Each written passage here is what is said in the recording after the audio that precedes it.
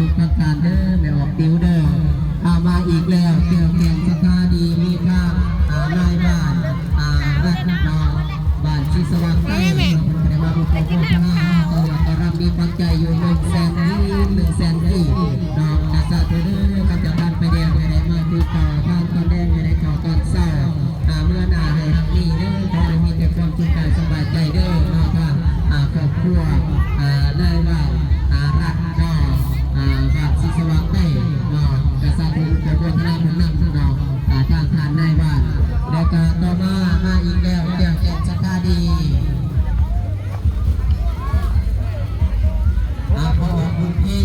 ชิเมื่อแล้วรางวัลซีได้เป็นไปเอาโคโคทรามาตอนนี้ก็รับจะมีปัจจัยอยู่200 บาท200 บาทน้องสาธุเด้อขอให้เป็นท่านเกี่ยวท่านเป็นสิ่งประการน้องปรารถนาสิ่งใดก็ขอให้ได้สิ่งนั้นสมดังบรรลุเด้อน้องให้ความเป็นเรื่องคงอย่าถูกเป็นเรื่องใส่แค่สบายดีสอยในพ่อยหอยสั่งอยากได้ขอให้จังสั่งสมใจเจ้าปรารถนาเด้อทางแต่บุญเพลงยังกระแลมเว้ยใช่กินอะไรแม่กระแลมนะ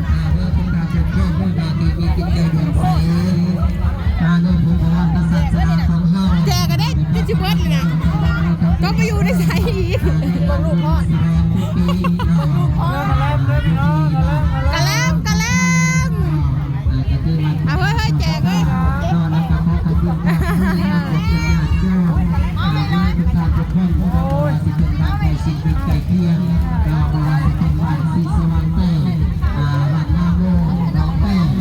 สายเอ็งเห็นยำสลัดด้วยปูเสจานช่วงๆเลยยำสลัดก่อนเนี่ย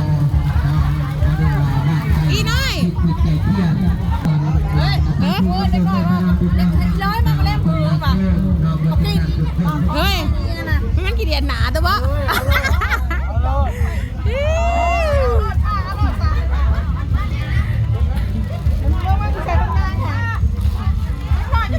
มากันแล้ว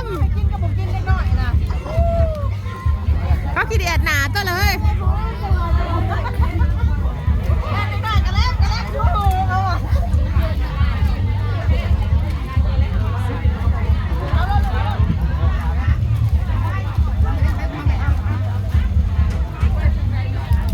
สายตัวแจกแล้วเฮ้ยตัวกันไปต่อคิวย่ำสลัดเด้อเฮ้ยจัดจานเลยเดี๋ยวเราจะมือเพชรเลยให้แต้มคิวให้นะให้แต้มคิวให้กูเมื่อยโลดถ้าแต้มมาเป็นกับพ่อเอิญใส่เอิญหา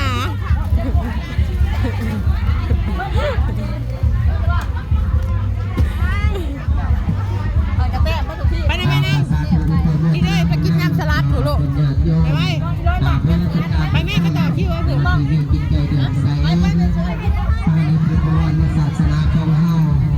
เหลือแต่แลมพี่น้องเฮามีใครตัดแก่มันวันนี้ขอได้ที่ไม่ปราบตาคือดังเฮากินเข่าเฮากินเฮาขออีกมันบ่ทาอีกข้อเขาบุญผู้วอนกินอันวักว่างตายเลยแก่ข้อทุกบาดยาได้ออกจากหยาโยมเด้อ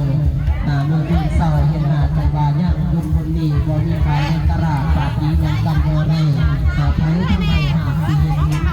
ได้ออกจากหยาโยมเด้อกษัตริย์ผู้โฆษณาเป็นเรื่องสำหรับใครอยากเป็นโรคพ่อพี่น้องเอ้ยคืนขนาดพี่น้องของเฮาเบิร์ดเกี้ยงเลยเบิร์ดเกี้ยงพี่น้องเอ้ยในพระพุทธศาสนาของเฮาน้องมาตะบนตำอามาต่อยอดการเงินโหดเจ๋งๆเลยวันนี้สิริมงคลตำบลนี้ตำบลกับปฏิบัติศาสนาดอกกระพอยเสด็จเจริญพรมาตามกันนั่งศรัทธาดอกประกอบตนเองโยม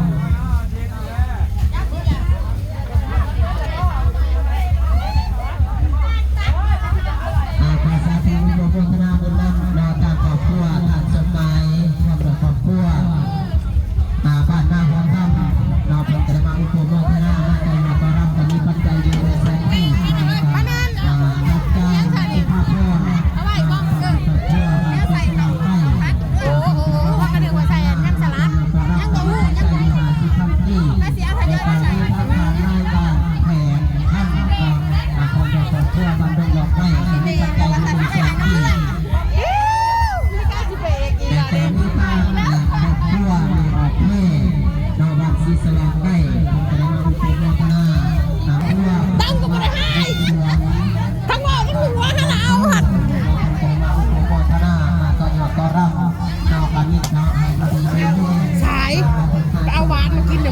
ห็นยังล้วนๆอยู่ในนี่ แต่การต่อมาก็มีทาง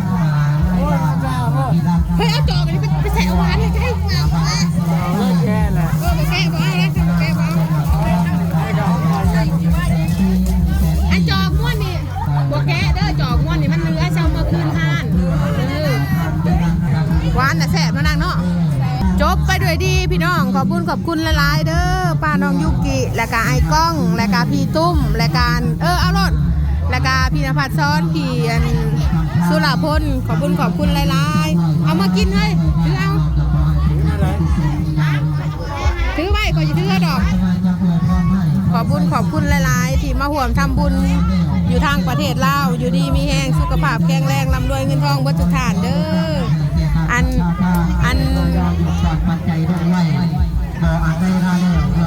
เพิ่นการนั้นอ่านชื่อนะอ่านมื้อนี้แหละจากพ่อเศร้ารอบอะไรพี่น้อง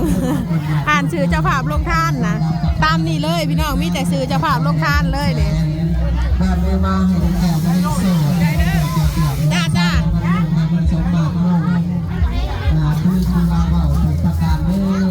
ท่ใส่ทงยางที่เบาทงยางกับมีแล้วก็ทงยางพอมีใครในตลาดสระแก้วตาใครเห็นกับใครได้ใครไม่เห็นตาไปประดำกูตาไข่ไอ้ประดำเนี่ยตาไข่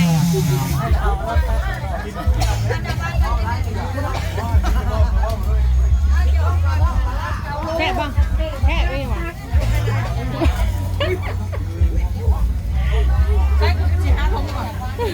ไปแม่มันอยู่บนแต่ประดำเนี่ย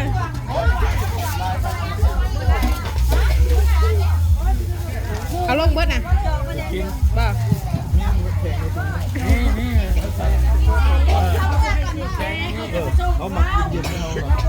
เอาเลยคุณสารสมบัติมันยืนเด้อในทางนี้เด้อชอบจ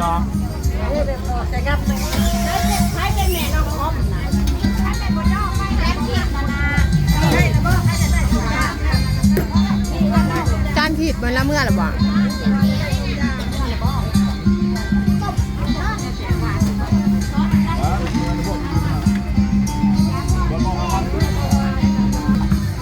ปิดจ็อบพี่น้องทีมงานทำ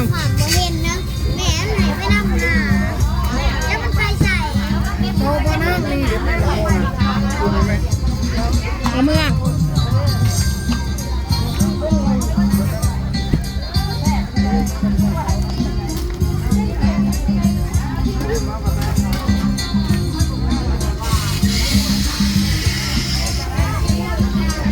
เอาขึ้นรถด้วย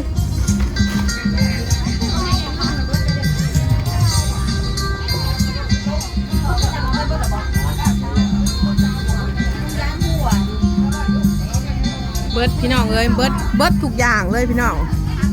เมื่อบาทหนึ่งเก็บเครื่องเก็บของโกโฮมกับบ้านแต่ยังไหนย่ายจังไม่ใช่มักซารีคือวันบ่ได้เอาบ่อตัวเองนะตัวเองก็ได้ทุ่งเลยก็จะเมื่อบอกพวกนี้นะขึ้นมาใหม่บ่มาแรงเมื่อมาใหม่แล้วไก่เนาะ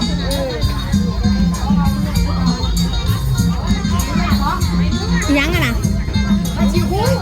ของยายแปร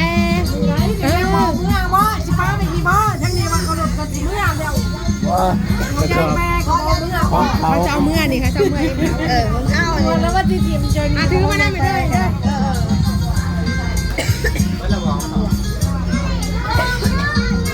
บ๊บ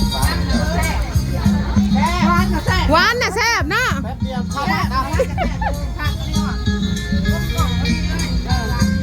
บ้านขากแล้วบ้าทั้งนี้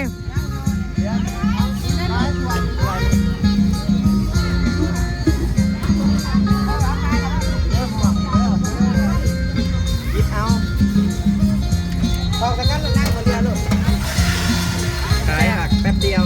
เครื่องดื่มพันแหงกันไว้อีกแซ่บแพงเครื่องดื่มนะหัวผึกเอ้ย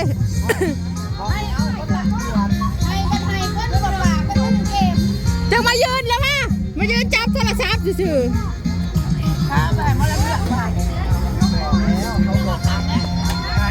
สบายดีป้าสบายดีลุงหาเขามาฮอดบ่โอ้